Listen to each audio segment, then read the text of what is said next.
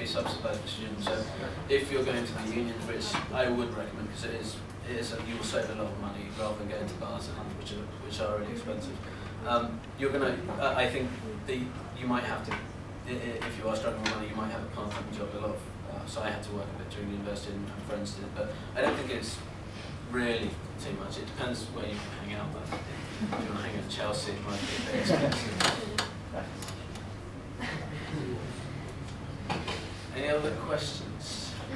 Any questions about, so all of you are doing politics degrees, right? Or most of you, so the majority of you. Anything to do with doing a politics degree that you're not sure about? No? Yeah. You said you did maths and sciences, didn't you?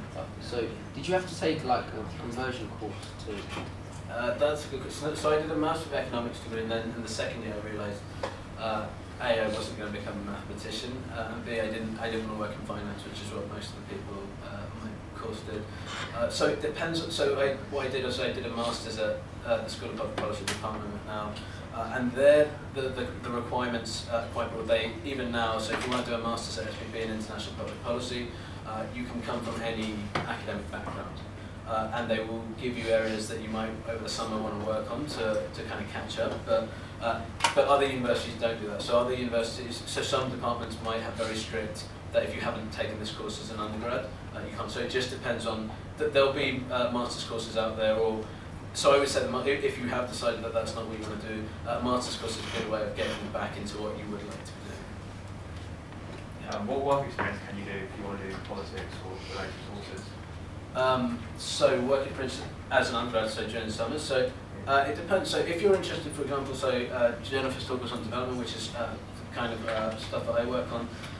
There's lots of NGOs based in London, for example, who offer. So if you email them, so the smaller ones, if you email, they'll get back in touch with you, and you can spend a couple of days a week over the summer working for them.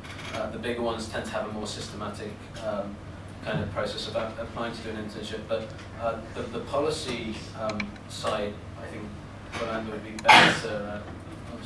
Well, yeah, I mean, there are loads of NGOs sort of focused on all different kinds of policy areas. So it's definitely worth focusing on the smaller ones as well, because they're more likely to have opportunities, especially if you're just starting. One of the other things that I did was went and volunteered for an MP.